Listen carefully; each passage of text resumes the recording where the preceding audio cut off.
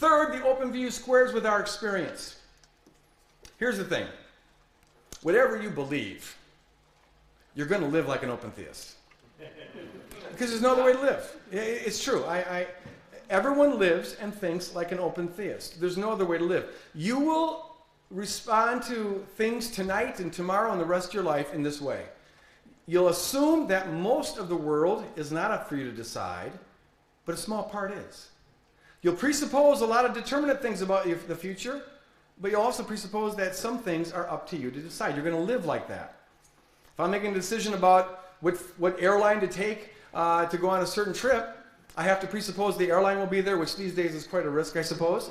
That the law of gravity will still work, and the money will still have some value, which again is another stretch the way the economy is going. But you get the general point. I presuppose most of reality, which frees me to make a decision about some of reality. And I have options. And I choose between those options. And the very act of deliberating between options presupposes that I believe it's up to me to decide. There's no way to deliberate between option A and option B without presupposing that it's up to me to decide option A or option B. There's no way to deliberate between two options in such a way that you manifest a belief that it's not up to you to decide between A and B. So Charles Peirce said that a belief that you can't possibly act on is a meaningless belief. And if he's right, and I'm right now what I'm saying about deliberation, then the only coherent belief is the open view of the future. Because it's the only view you can actually act on when acting counts. Did you follow that? You can ask questions if you have questions about it, but I think it works. We all act as though the future is part of them. We pray, but we also lock our doors at night. All right. This view, as we've been discussing here, squares with contemporary science. Some of us would argue better than deterministic views.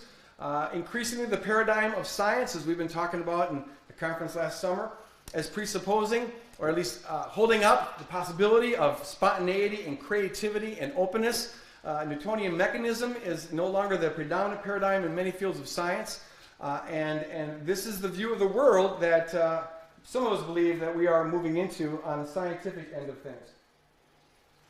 It helps, I think, with the problem of evil in some respects.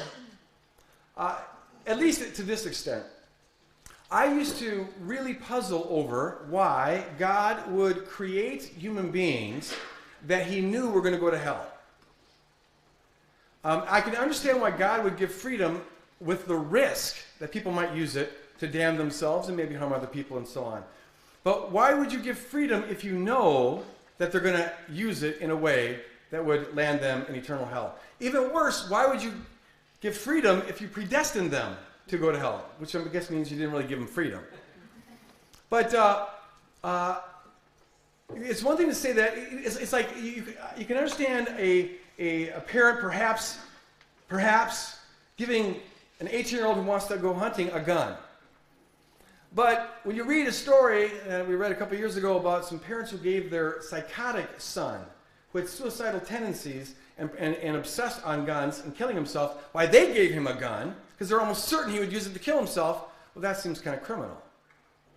So also, if God gives stuff to us that he knows we're going to use in these terrible ways, isn't he somewhat liable for it? Even more puzzling, however, is this.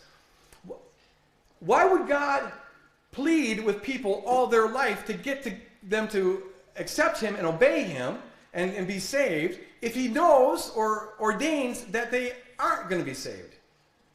It strikes me as why you're trying to do something you're eternally certain will never be done, or you even ordained would never be done. So in certain respects, I think it helps with the problem of evil. It motivates kingdom work. This has been one of the things that I have personally found most people respond to, is that when they accepted the view of an open future, they saw that things genuinely hang on them. Whether or not you pray can really make a difference.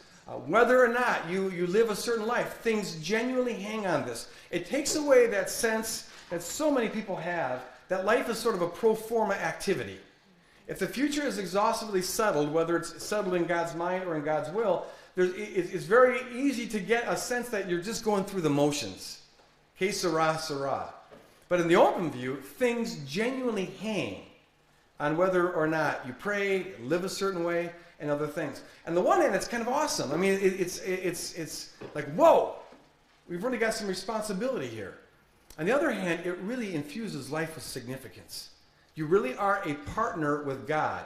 God genuinely needs you to step up to the plate and play the role that he's calling you to, because things really do hang in the balance. And the final